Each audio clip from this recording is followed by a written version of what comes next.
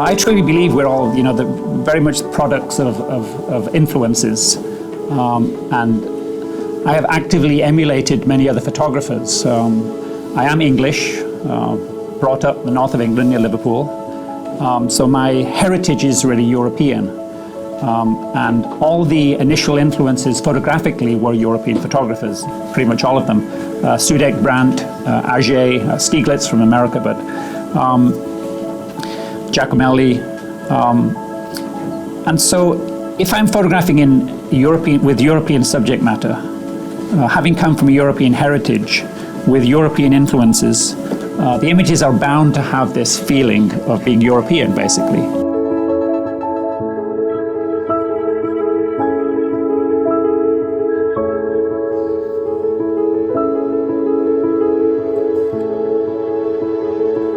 I spent 3 years in London studying photography, and then I started moving around the world. I went to the States as an exchange student. I came back. I worked in commercial work. I studied the work of other photographers. I could have happily been a musician, a dancer, a poet, or a painter. Any profession that I happened to land into would have been perfect. I happened to land in photography, and it's been an absolutely wonderful profession for 50 years. I cannot believe that I've managed to survive all these years doing something that I absolutely love to do.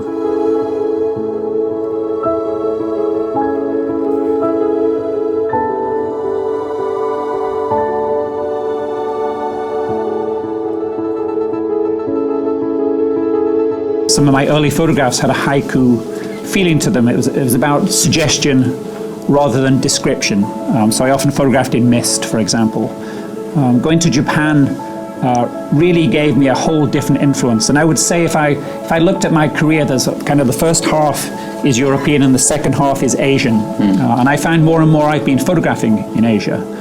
And then I would come back to Europe and continue photographing. And I think actually in the later images in Europe, there's a strong Asian influence.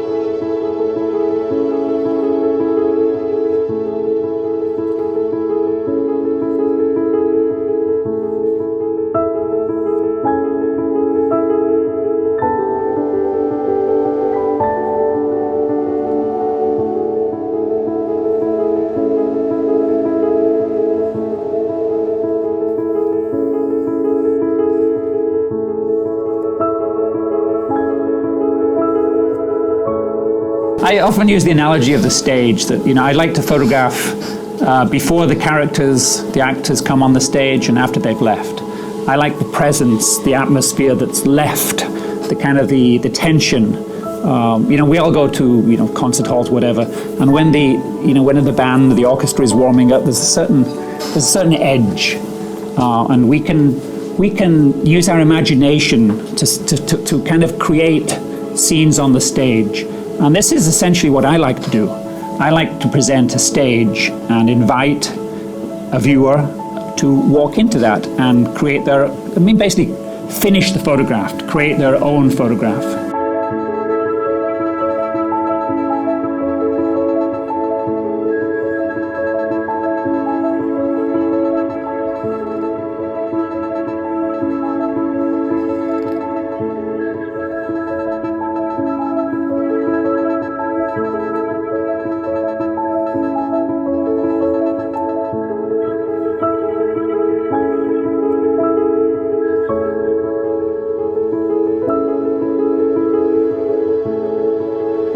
I met this tree in 2002 on the banks of Kusharo Lake in Hokkaido, and I did photograph it at the time.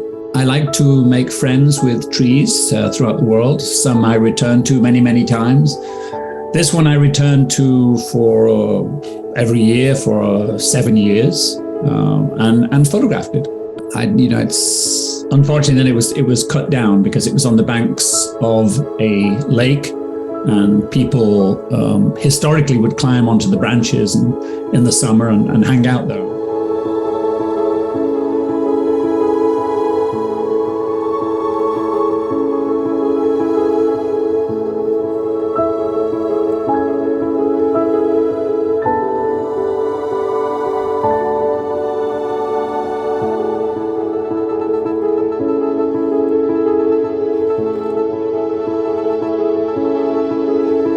Often people say, well, why do you still use analog? And one of the reasons I always say is because I can't control it. I can't predict it. I never quite know what's coming out. And I love that. I love the fact that I can always have this doubt. This is the Paul Tillich thing, doubt is central to faith. Not actually knowing is a perfect kind of incentive, push, drive to creativity.